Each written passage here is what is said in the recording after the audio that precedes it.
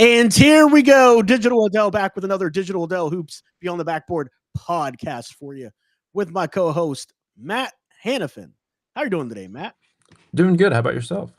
I'm doing fantastic. Hopefully you're doing better than me. I scheduled the podcast on the wrong platform. I'm a contributor over at 5 Reasons Sports Network. Along with Matt Hanifan, he's a contributor as well. And, I just happened to set our live stream up for that platform. And so I fixed it. And now we're live. And we're going to here to talk 2026 NBA prospects. We're going to give our thoughts and analysis on some things we've seen here today. And before I do that, there may have been just a little bit of news yesterday in the NBA. I mean, it's nothing big, nothing important, nothing seismic. Just that Giannis Antetokounmpo from the Milwaukee Bucks, NBA champion Giannis Antetokounmpo, once out of Milwaukee, it's been reported. And then he promptly got into a game yesterday, looked back at his leg, fell to the ground in a heap, just kind of crumpled, and they're calling it a calf strain. Matt, are you team he's injured, or are you team they're faking it and shelving? I think Giannis doesn't seem like the guy to fake an injury. So Matt is out on the conspiracy. It might be like more minor than it looked, but I think he's gonna be out for a few games, maybe. I'm not a conspiracy theory guy, but I'm also not naive to how these things work. And it's just very convenient that he's not going to play any more games in a window of time. They're looking to trade him. Well, like they have 3 months to do it, or 2 months, I guess. Now that the deadline's, I'm just saying, it's just very, very convenient timing. And for someone who strained a calf before and has Achilles issues, didn't seem that bad. I mean, it's hard to tell, like, because it was off a rebound or off a shot. He was walking back, and I was gonna say he literally was just walking back and it just crumpled into a heap. Yeah, with calves nowadays, I try to. It's hard to judge because it's like obviously when you look at it, there's no like reverberation or anything like that, but like that doesn't mean he didn't injure his calf. So I'm not saying he didn't. I'm just saying I'm not convinced he did. Yeah, it's possible. Anyway, I just find it funny, like he is soft trade requested so many different times, it feels like already. Yeah. Without fully being like, yeah, I want out. It's more of like, okay, the Knicks thing was reported over the summer. He sends like these subtle passive aggressive hints. Yesterday was one of them where it was like, yeah, we're discussing our future now. My agency and the organization, or at least that's what Shams reported, and it's just like that's never a good sign. I mean, you could also see it from a mile away. Like John Horst is not good at his job. He signed Miles Turner to this big contract while adding $23 million in dead cap for the next 5 years. They don't $3 million in dead cap. Is that good? They haven't drafted well. Like their best young players are Ryan Rollins, who I like a lot, and AJ Green, who I also like, but like they haven't drafted well. They don't have a future. The supporting cast, like I like some of the moves they made in the offseason, but like it's still not good enough to win a title or compete. Definitely for a title. Not even close. Even in a wide open Eastern Conference, like John Horst is not good at his job, and I don't know. Giannis can see that. He's not an idiot. No, but the bigger question is, does he drag Thanasis to whatever team he's on? Anyway, I'm trading you plus your brothers. That's right. The next team you're going to. Yeah, I'm interested to see how this plays out. It is going to be an interesting saga. I'm sure this isn't the last we've heard of it, but I wanted to just let our audience know that we're aware of it and have a little fun with the subject. But let's move on to the important stuff. The real reason we are all here, And that is the 2026 NBA draft. It is in full swing, the process to evaluate these prospects. We have what did they call this like little tournament that they had? It's like it was I like mean, the ACC it was versus feast week, Feast so Week. That's it. They called it Feast Week. just a bunch of Um, different midseason tournaments around the country. right, and it was like the ACC versus like the SEC or something like that, wasn't it? It was like Oh, well, that's a separate deal. But yes, that yeah, was like they do that annual challenge between like the power that's conferences. right. That's right. The Power Yeah. Conference Clash. That's what I'm going to call Yeah. it. Um, but anyway, so I did watch some Cameron Boozer. Cameron Boozer, 6'9", allegedly, 250 pounds, freshman out of Duke, son of Carlos Boozer, of NBA fame, from the Cleveland Cavaliers. We're now old. We are old. I've been old. You are now just joining my company. So he is the son of Carlos Boozer. Shoots like him in terms of like that high arcing like Oh yeah, form. yeah. He does shoot like him, but he's a much better 3-point shooter. Um, he's a very impressive kid. The maturity, the leadership, his passing ability is excellent. Great feel for the game. Strong. He's got some limitations, man. I got some concerns. He doesn't score well. Athletically. Yeah, he doesn't score well around length. It's really a struggle for him to do it. Yeah. I know that people are going to point to metrics and we're going to get into the analytics, but you watch him, he just throws his body in there and then tries to get it up on the glass. Like that's his plan of attack. And so I do have some concerns, but at the same time, I think he's a high floor guy. Like, you know what you're going to get. He's going to really help your franchise no matter whether they're rebuilding, whether it's a winning team. He's going to help you in some way. The question is, would you be willing to use your first overall pick to think he will change the direction of your franchise?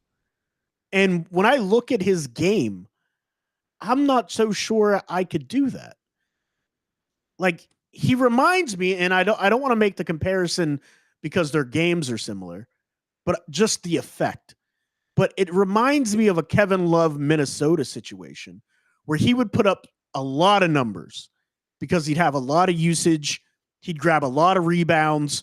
He'd go to the foul line a ton, but he really wouldn't be able to make a franchise a winning franchise. That's kind of how I feel about Cam Boozer. What are your thoughts after the last few games, even if you haven't watched them all? That's not the first time I've heard that comp. Wow. Okay. Unoriginal by me. No, like because he's so good on the glass. He Like, I is. think that's the thing that like he's such an incredibly like good rebounder. He has the frame obviously at 6'9". I don't know. I think were you saying 6'9" like you think he's not 6'9" in terms of like he's shorter or he's I taller? think he's shorter than 6'9". Oh. I watch him. I think he's taller actually.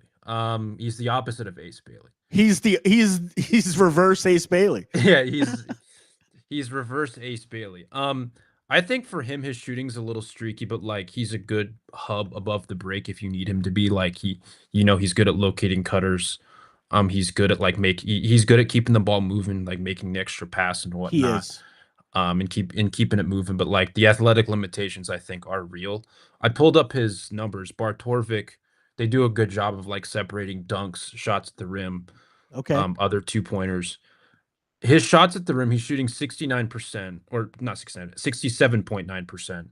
36% of those attempts have been assisted. And those are on non-dunks.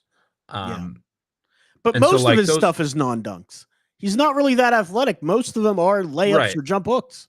But like 68% at his size for like at the rim, I think that's like a fine percentage. It's not like, you know, outstanding, but it's certainly not nothing. Like I think that's like Right. like a pretty good percentage. But you look at some of these games, like I know the Texas game is going to stick out in people's minds.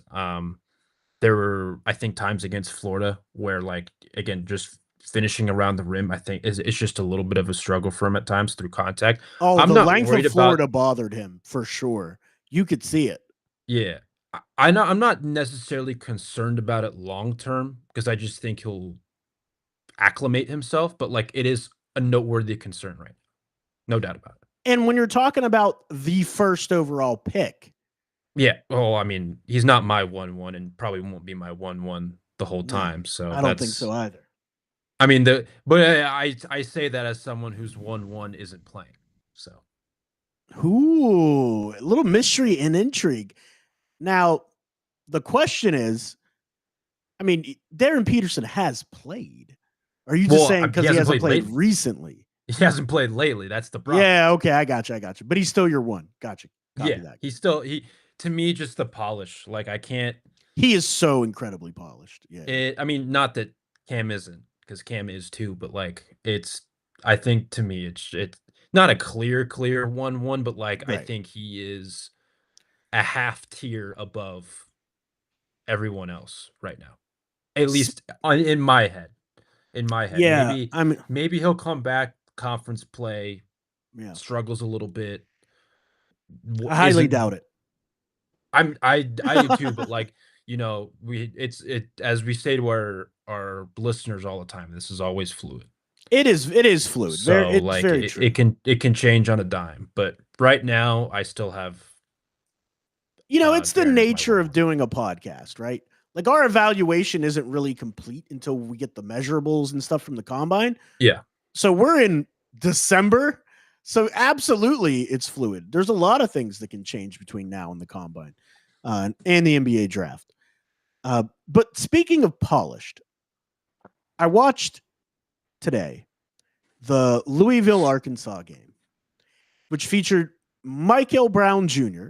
Love that kid's game. Horrendous first half. Really tough, really tough. And Darius Acuff, the other point guard off Arkansas.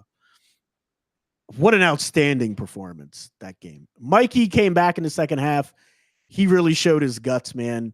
Going to the hoop, just being fearless, dropping some dimes.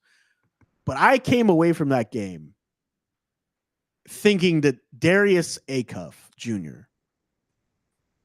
can be a franchise type guard. He could be a franchise changing type guard. Yeah. Darius Acuff was able to navigate around the floor. And the other thing that I had a question about, when he didn't create a lot of separation and he just kind of bangs into people and throws up that floater, which he did a lot in the first half of this game, I was like, man, I'd really like to see him separate more, use a little bit more quickness, change of direction. And I was like, does he just not have it in his game? But I'm going to tell you something, Matt Hanifan. I think he's playing within the offense and doing what Coach Cal was asking him to do. Because in that second half of the game, Coach Cal was like, okay, 1-4, high pick and roll or 1-4 flat. Darius, you take us home. And my man was shifty. He was shaking people, blowing by people, taking contact at the rim and finishing through them. I think at the next level with that open space, he's going to be dangerous at the next level. He gets the John Calipari bump. My man is good. He's really, really good. And the crazy part is he had a double-double tonight or yesterday night. I mean, I saw the game today. It was yesterday. But he had a double-double. I think he had like 17, 18 points and like 13 assists or something like that. 17 and 10. I was close. My brain's broken, but not that broken. So he had a double-double, 17 and 10. He was dropping dimes all over the place. He could have had more assists than that. If people didn't drop some passes. Oh my goodness, is he a great facilitator. And like I said, the NBA concepts, he's going to be an even better facilitator at the next level because of all that open space. He's going to be able to drive and kick. He's going to be able to get downhill. I'm really high on him. Mikey Brown Jr. has a lot of size to him.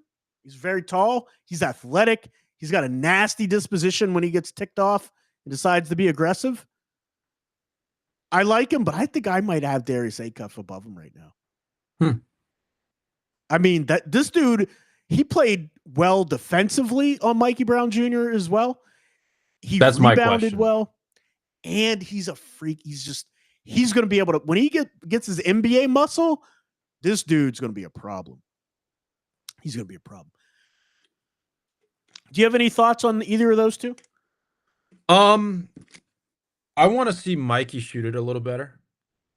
I think that would be like my one thing, but like they're both very good ball handlers. They're both very shifty. Or at least I think Mikey, in my head, I didn't see the game, just mind you. But I think Mikey in my head's a little shiftier. Oh, I can't wait till you see that game. Especially the second half of that game. Again, my question with Acuff is the defense. I want to see it. Like not just I want to see it consistently for me to be like a complete like buyer of it, but just because again, I can't get that what was it, Michigan State game out of my head where I just thought he was just bad. Yeah. He loses focus sometimes, that's for sure. Yeah, but like again, like that's not like a long-term concern. I wasn't sold on it when I saw it.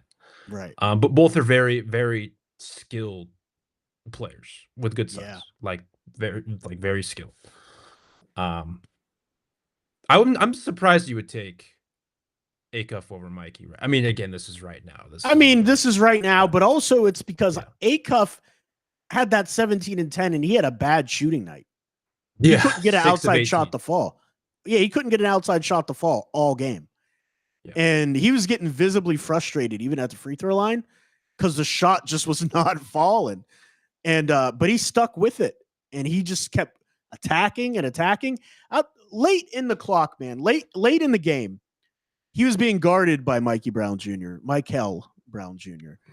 and he hit him with this little stutter step, spin off of a screen, got downhill right into a lob to Brazil. It was a thing of beauty. And that's the thing I love about that kid. He didn't get rattled, even though he showed his frustration with missing. He didn't let it affect any other part of his game. He just kept playing. And that's what I love about that kid. And that's a big time win because they are definitely not ranked over Louisville at this point in the season. That was a really big time win for that program. Now, Brazil did have a career game. I mean, he hit like 4 threes. He like went off. I mean, I was like, who is this guy? And that helps. Trevin's been in school forever, it feels like. I mean, he's also a grown man playing against kids. So you're right about that. And he has been in school forever. It doesn't even just feel that way. It's just a fact. He's like Van Wilder. Freak athlete. But yeah. He is a freak athlete. Absolutely. Absolutely. I've come down a little bit on Caleb Wilson for the North Carolina Tar Heels. Okay. I'm interested in this. I wasn't prepared for this. He's incredibly raw. So what I mean by that, he's really good in the open court. He's got the motor for days. He's got a nice mid-range jump shot. But he has a lot of refinement that needs to happen on the offensive end where he doesn't really know what to do from the perimeter if somebody doesn't give him a straight line drive. If it's not a straight line drive, he struggles with that. And then on the low block, he doesn't really use his footwork to his advantage, his quick feet, like sealing people, drop stepping into a jump hook, for example. He's just all raw athleticism right now. And I'm not saying teams should shy away and bump him way down the board or anything like that. I'm just saying from what we thought we were seeing, like this kid that could take people from outside to inside and do all these things with the block, that's not him. That's not his game yet. It's in there. It's a diamond to be formed out of that raw clay, but it's just he's not that guy yet. It's there, but the Kansas game isn't one that we're seeing on a consistent basis. That's exactly it. That's exactly it. But I mean, all that being said, he's still averaging 19.3 points per game, 10.1 rebound per game, 2.6 assists per game, 1.3 blocks per game, and 1.8 steals per game. He's still a monster. I would still take him. Absolutely. 4 or 5. Very high. Yeah. Don't overthink it. Don't overthink it, people. But I just wanted to give that caveat because people were putting these lofty, because I don't like player comps. And people are putting these lofty player comps on the kid. And I'm like, he's not that yet. Like, he does not have that bag yet. It's just a raw bundle of energy at the moment. But that raw bundle of energy is really talented. 6'10, 215. But what do you think about that? How do you feel about those comments? I think the one thing that when I watched Caleb early in the season that I wanted to see him improve, especially because he went to it so much, was his ball handling. Like, not that it was Right. bad. He has, I think, I don't know if I said this when we previously talked about it, but he has the Brandon Ingram syndrome of like, I just, the handle looks loose enough to where I think someone's always going to steal it, but no one actually Yeah. does. Yeah. Like, Yeah. that's kind of what I felt with Caleb Wilson. But I love the motor. I love the touch. Like, Yeah. I know he went, what, 5 of 19 against Kentucky. He did. One of his worst shooting performances of the season to date. Yeah. But I do think, I mean, I know he's only made like what, 2 or 3 threes this season or something like that. If Like yeah. it's not a lot at all, but I do think there is like some potential there. If I'm being like genuinely honest, I know that could be just like a lofty projection. I don't think that's going to happen this year or maybe I even mean, his his rookie form season. is good enough for it to happen. There's some Right. tweaks that need to happen on his form, but I think it's in there for sure. It's not a Yeah. crazy stretch. His ability, like, he covers so much ground I too. mean, he's a very long linear athlete. Like, Yeah, like yeah, he covers so much ground, just the way he moves, the way he plays. I don't know. His connectivity. I think he's a smart player too. Like, he he is. doesn't, Yeah, at least from what I've seen, he doesn't make like a ton of mistakes or anything. He's not out of position defensively, on or no. off the ball. Mm-mm. Um, He's good in the he, passing lanes. One yeah, one point eight steals per game. It's yeah, pretty he's good. someone I'm very impressed with, and like I'm still like very high on. But I do understand. Like, I do agree with you that, like, you know, he's gonna have to grow into his frame a little bit for him to Right. be more of a dynamic athlete, especially on ball. Absolutely. That's the big thing. On ball in the low block where they throw it into him. But there's another 6'10 guy we want to talk about. They play a completely different style. And I know you had some thoughts, so I want to make sure we get to that today. Yeah. And that's Nate Ament from Tennessee, 6'10, 207 freshman. Silky smooth jump shot. Tell me about Nate Ament. What are your thoughts on him? I want to preface this by saying this isn't a player comp, but this is just a player who he reminds me of. And I can't tell you why my brain went to this player. But he just reminds me a lot of Reese Shea. Oh no, you put the Reese Shea on him. Yeah. And it, like, Although that's number not one overall it, pick, Reese Shea. it's good and bad. Yeah. It's good in the sense that, like, he's 6'10", and I mean, obviously, Reese Shea is far from the player that he'll eventually be, and so, like, it's a little unfair. But just when I And Nate watch Ament's a better shooter than Reese Shea, but I digress. that's where I'm like, I think they're just kind of the same shooter. Like, they're both very streaky, solid three-point shooters. Okay. Um, Okay. I mean, it's true so far this season. yeah. And I struggle with Nate when it, like, I'm not saying this is kind of how I feel about Reese Shea too. I'm not saying he can't play through contact. Like, Right.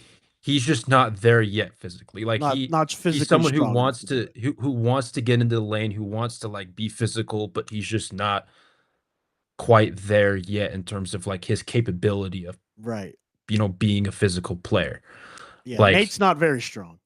right, that's where I'm like, I kind of feel the same about Zach when he puts the ball on the floor too. Or at least I did, like, as a rookie season. I haven't watched as much of him this year Right. yet. But as a rookie, I kind of felt that same way. I don't love either of their handle, like, Not when they yet. put it on the Yeah, deck. definitely not yet. I do think Zach's a better play finisher, obviously. Like, he's better in transition, but For I do sure. think Nate is better defensively. Yeah. I agree So with I that. want to give him that, but, like, I don't know. I just look at, like, the 6'10" slender long frame, and I'm like, I was when I was watching the Syracuse game, I was like, this just is, it It's feels just like Reese Shea I to me. feel like Reese Shea. And it's not, again, I'm not trying to say that as like a bad thing. necessarily, but like I'm also not like a super complimentary. Like I just kind No. of think that's where he's at right now. But obviously, I think his ceiling is probably a little bit higher than Reese Shea. So here, and I agree with that. I think his ceiling's higher too, So, especially with the shooting. I feel like Nate has better form. I feel like he has a really soft touch. mhm. I think that the lack of strength is showing up in his game. Like all the running and physical activity at the next level is affecting his shooting. Just like it Mhm. does with a lot of players when they transition to the NBA.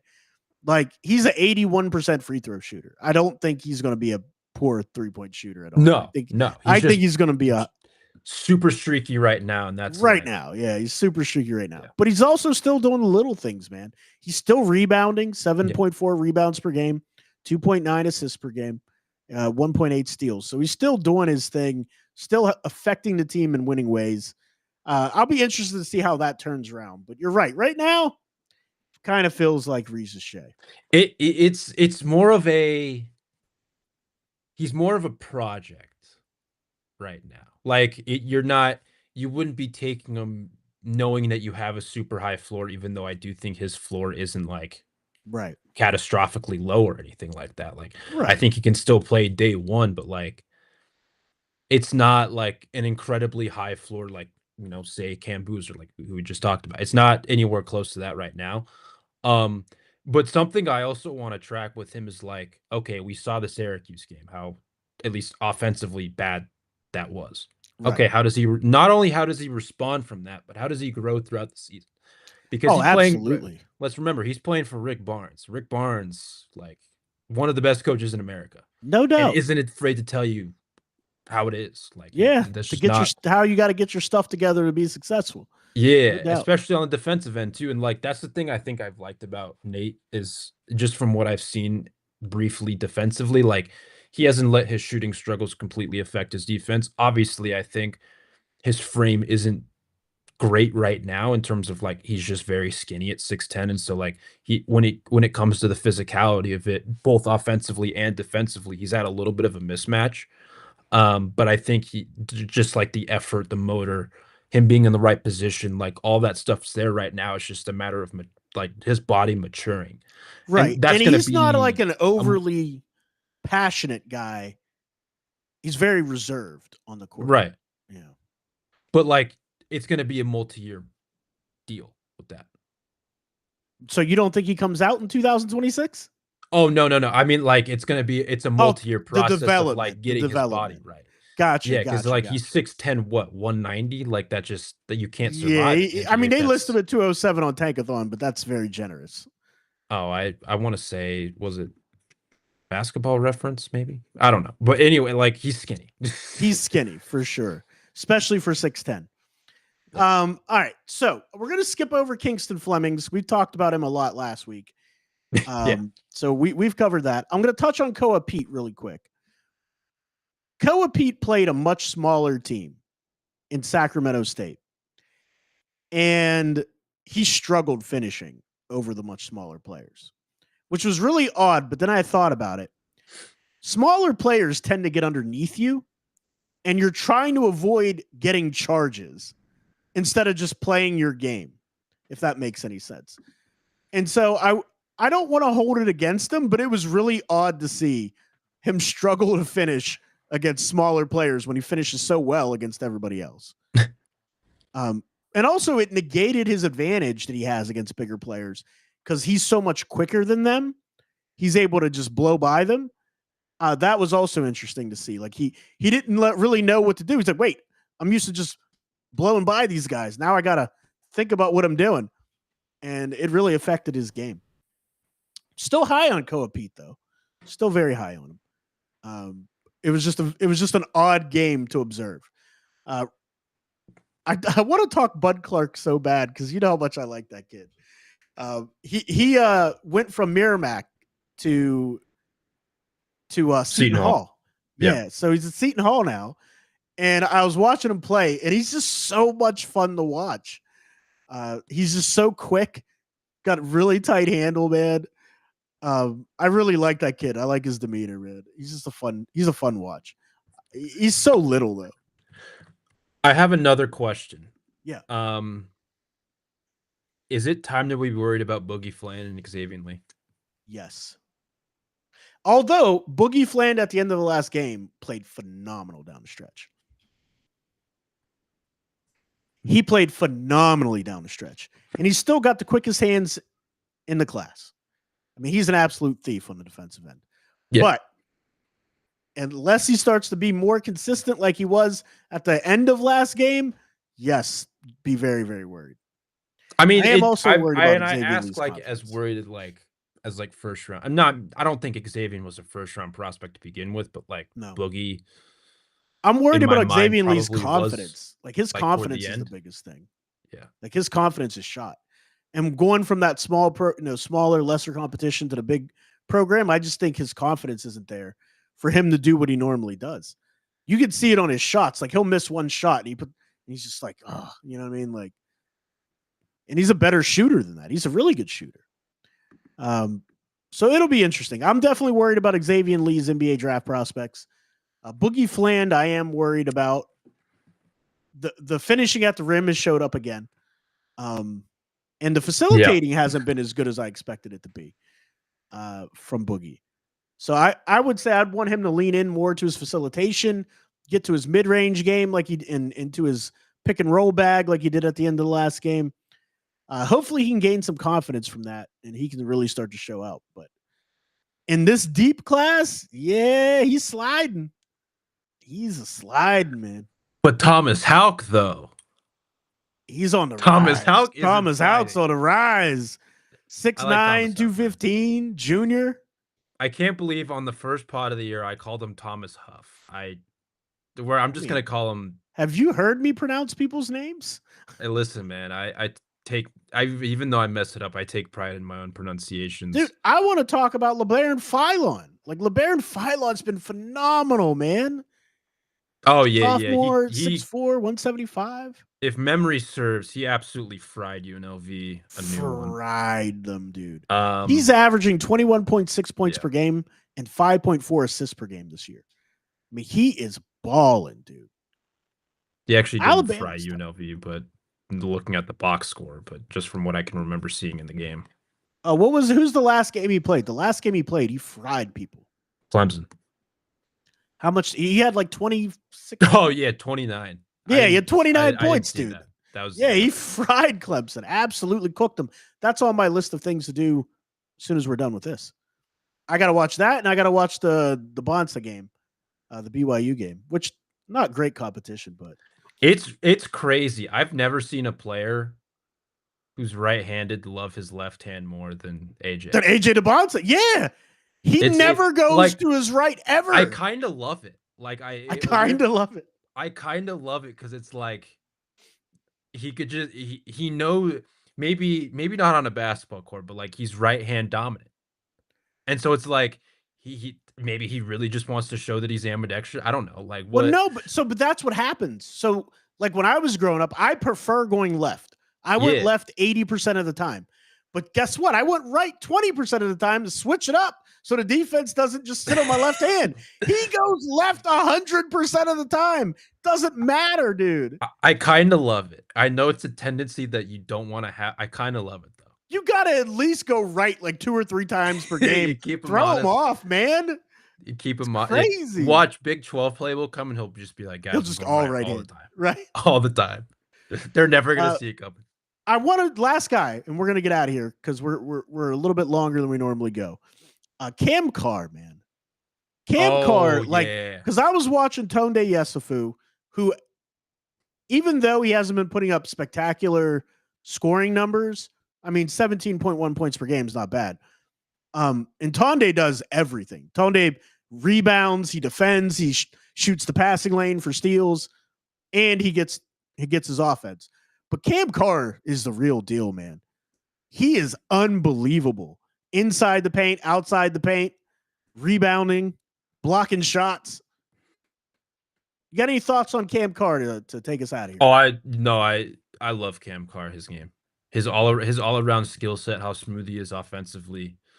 I want to say he's been like very efficient this year, right? He's been unbelievably I don't efficient. remember. I don't have the numbers in front of me. I'm pulling them up as 57, we speak. 57.6% from the field, Yeah. 50% from three. Yeah. I mean, I don't think he's like a playmaker or anything like that. They list him at 6'5". No, He feels bigger than 6'5" to me. Or bigger it's in terms of like he's taller than his 6'5". wingspan is insane. I can't wait for Right. those measurables. But he's been incredibly efficient, just super silky smooth. I think he's like a solid defender right now. I don't think he's a good Right. like playmaker or anything like that, but No. um he's someone who I've been impressed with. I haven't watched a ton of him, but like he has stood out. And Dude, he is rising up he's drastically. been really, really good. I was really impressed with him. The inside outside game, the fact that he could do inside, he could do it outside, he could take people off the bounce. Right. Uh, the rebounding. Like I've just been really, really impressed with Cam Carr. Also, Tonde Yusufu, the freshman, really impressed with him. I don't. He gets minus demerits for me because he dunks ugly. I don't like the way he dunks.